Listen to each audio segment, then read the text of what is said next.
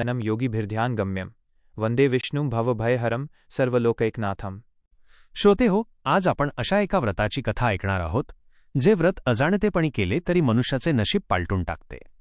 ही कथा आहे आमलकी एकादशी, म्हणजेच आवळ्याच्या झाडाची महिमा सांगणारी एकादशी। वैदिश नगरीचे अनुपम वर्णन।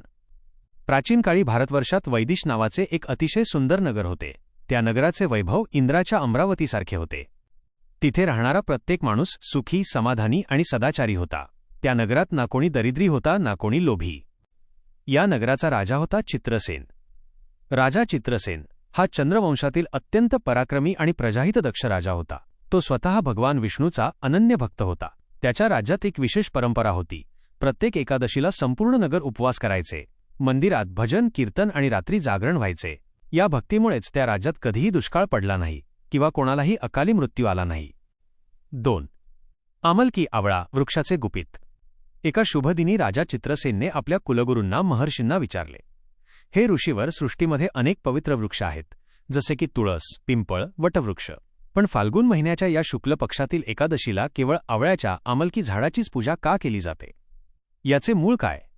महर्षींनी मंदस्मित केले आणि सांगितले, राजा, ही कथा सृष्टीच्या सुरुवातीची आहे। जेव्हा ब्रह्मदेवाने सृष्टी निर्माण करण्याचा संकल्प केला तेव्हा त्यांच्या मनात भगवंताच्या दर्शनाची ओढ लागली। त्यांनी कठोर तपश्चर्या केली।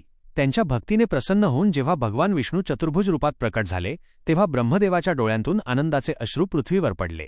त्या दिव्य अश्रूंमधून जो पहिला वृक्ष या भूमीवर जन्मला तो म्हणजे आमलकी आवळा। भगवान विष्णूंनी तेव्हा वर दिला की हा वृक्ष मला प्राणांहून प्रिय असेल। जो या वृक्षाची पूजा करेल त्याला हजारो गायींच्या दानाचे पुण्य मिळेल। म्हणून राजा, या एकादशीला आवळ्याची पूजा केली जाते। 3. तो पापी शिकारी आणि देवाची लीला। एकेकाळी आमलकी एकादशीचा दिवस आला। राजा चित्रसेन आपल्या सर्व प्रजेसह नदीकाठी असलेल्या एका विष्णू मंदिरात गेला। तिथे एक विशाल आणि डेरेदार आवळ्याचे झाड होते। सर्वांनी त्या झाडाची मनोभावे पूजा केली, दिवे लावले आणि रात्रभर भगवंताच्या नामाचा गजर सुरू झाला। त्याचवेळी जंगलातून एक व्याध शिकारी तिथे आला। तो अत्यंत क्रूर होता। त्याचे संपूर्ण आयुष्य प्राण्यांची हत्या करण्यात आणि पाप करण्यात गेले होते। तो खूप भुकेलेला होता आणि कोणाचे तरी अन्न चोरण्याच्या उद्देशाने तिथे लपून बसला होता। पण तिथे एवढी गर्दी आणि भजन सुरू होते की त्याला चोरी करायला वाव मिळाला नाही। तो त्या आवळ्याच्या झाडाच्या मागे लपून राहिला। रात्रभर त्याला काही खायला मिळाले नाही, म्हणून त्याचा निर्जळी उपवास झाला आणि लोकांचे भजन ऐकत राहिल्यामुळे त्याचे नकळत जागरण झाले। पहाटे तो शिकारी भुकेने व्याकुळ होऊन घरी गेला आणि काही काळाने त्याचा मृत्यू झाला। 4. शिकाऱ्याचा पुनर्जन्म। राजा वसुरथ। श्रोते हो, देवाची करुणा पहा। त्या शिकाऱ्याने चुकून केवळ अन्नाच्या शोधात असताना आमलकी एकादशीचे व्रत केले होते, पण भगवंताने त्याचे तेवढेच पुण्य पदरात पाडून घेतले। पुढच्या जन्मी तो शिकारी एका मोठ्या राजघराण्यात जन्माला आला। त्याचे नाव ठेवले गेले राजा वसुरथ। राजा वसुरथ हा अत्यंत तेजस्वी, बलवान आणि श्रीमंत राजा झाला। त्याला त्याच्या पूर्वजन्माची काहीच आठवण नव्हती, पण एकादशीच्या पुण्यानं त्याच्यावर देवाची कृपा सावलीसारखी सोबत होती। 5. जंगलातील संकट आणि देवीचा चमत्कार। एकदा राजा वसुरथ जंगलात शिकार करायला गेला आणि वाट चुकला। रात्र झाली होती। घनदाट जंगल आणि हिंस्र प्राण्यांचे आवाज येत होते। राजा थकून एका झाडाखाली झोपी गेला। त्याचवेळी तिथे काही डाकू आले। त्यांनी राजाला पाहिले आणि ओळखले। ते ओरडले, हाच तो राजा आहे ज्याने आपल्या टोळीला दंड दिला होता। आज याला जिवंत सोडू नका। त्यांनी आपल्या तलवारी काढल्या आणि राजावर वार करायला सुरुवात केली। पण पहा, एक अद्भुत चमत्कार घडला। जसा डाकूंचा वार राजाच्या शरीराच्या जवळ यायचा तशी त्यांची तलवार फुलाच्या माळेसारखी कोमल व्हायची। डाकू घाबरले। तेवढ्यात राजाच्या शरीरातून एक अत्यंत प्रकाशमान, दिव्य आणि तेजस्वी देवी प्रकट झाली। तिचे डोळे अग्नीसारखे चमकत होते।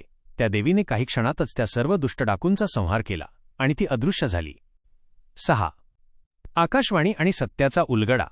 जेव्हा राजा जागा झाला तेव्हा समोरचे दृश्य पाहून तो थक्क झाला। माझी रक्षा कोणी केली? या निर्जन वनात माझ्यासाठी कोण धावून आले? त्याने मोठ्याने विचारले।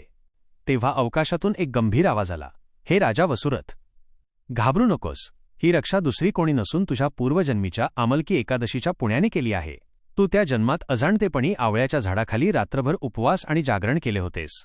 हे त्याचेच फळ आहे की आज साक्षात ईश्वरी शक्तीने तुझे रक्षण केले आहे। हे ऐकून भगवंताची भक्ती कधीही वाया जात नाही। त्याने आयुष्यभर ही एकादशी मनोभावे पाळली। उपदेश आणि कथेचे फळ।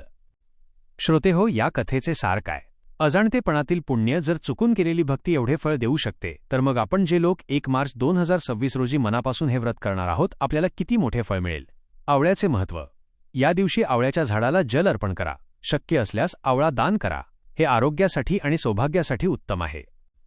फलश्रुती. जो मनुष्य ही आमलकी एकादशीची कथा वाचतो किंवा ऐकतो, त्याच्या जीवनातील सर्व संकटे दूर होतात. त्याला सुख, समृद्धी आणि शेवटी वैकुंठ लोक प्राप्त होतो. समाप्ती. अशी ही पावन कथा आहे.